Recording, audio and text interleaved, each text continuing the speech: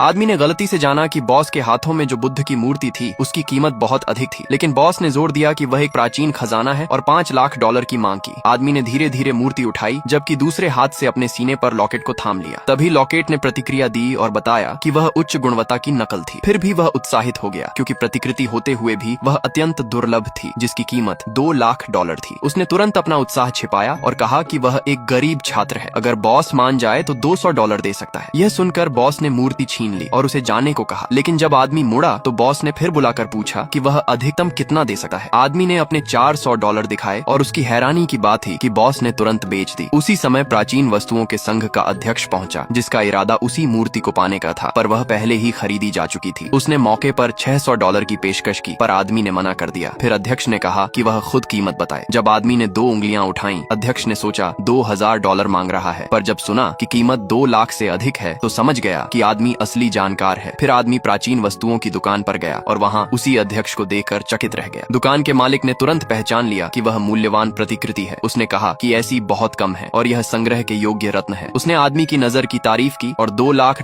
की पेशकश की, लेकिन रकम पर्याप्त नहीं थी, क्योंकि आदमी पर $3 मिलियन का कर्ज था। कोई और उपाय न देखकर उसने और खजाने खोजने का निश्चय किया। जैसे ही वह बाहर निकला, एक दुर्घटना हो गई। दूसरे व्यक्ति ने उसे डांटा और जमीन से एक लकड़ी का बक्सा उठाया। नुकसान के लिए $1000 मांगे। आदमी ने देखा कि बक्सा वांगवाली लकड़ी का बना था, इसलिए बोला कि वह छात्र है और उसके पास सिर्फ $200 है। उसकी हैरानी की बात थी कि व्यक्ति ने मान लिया। उसके जाने के बाद आदमी ने बक्सा खोला और अंदर छिपा रत्न पाया। वह तुरंत दुकान पर लौटा और बक्सा मालिक को दिखाया। मालिक ने उसकी प्रतिभा को पहचाना और दोस्ती का प्रस्ताव रखा। उसने बक्सा देखते ही $3,80,000 की पेशकश की, पर वह भी कर्ज चुकाने के लिए पर्याप्त नहीं थी। आदमी फिर प्राचीन वस्तुओं की गली गया। वहाँ उसे एक पुराना ताला लगा रहस्यमयी बक्सा मिला। जिज्ञासा में उसने उसे उठाया और उसी क्षण लॉकेट ने प्रतिक्रिया दी। बिना सोचे उसने खरीदने की इच्छा जताई। लोगों ने कहा कि वहीं खोल दे। उसने ताला खोला, फिर एक कोने में जाकर बक्सा गुप्त रूप से खोला। अंदर उसे अलग अलग युगों की प्राचीन वस्तुएं मिली। वह खुश हो गया और एक वस्तु बेचकर सारा कर्ज चुकाने का निर्णय लिया। उसी समय उसकी चाची उसकी माँ से उधार लिए $5 लाख लौटाने की विनती कर रही थी। जब आदमी घर पहुंचा और दृश्य देखा तो उसने चाचा से कर्ज के बारे में पूछा। जब पता चला कि रकम 5 लाख थी तो उसने तुरंत लौटाने की इच्छा जताई, लेकिन माँ ने पैसों के स्रोत पर शक किया। आदमी ने कहा कि चिंता मत करो और तुरंत कर्ज चुका दिया। चाचा के जाने के बाद माँ ने पूछा कि पैसा कहाँ से लाया। तब आदमी ने बैग से सोने की कंघी और कुछ सिक्के निकाले और कहा कि ये प्राचीन खजाने हैं। मिलकर उनकी कीमत $1 मिलियन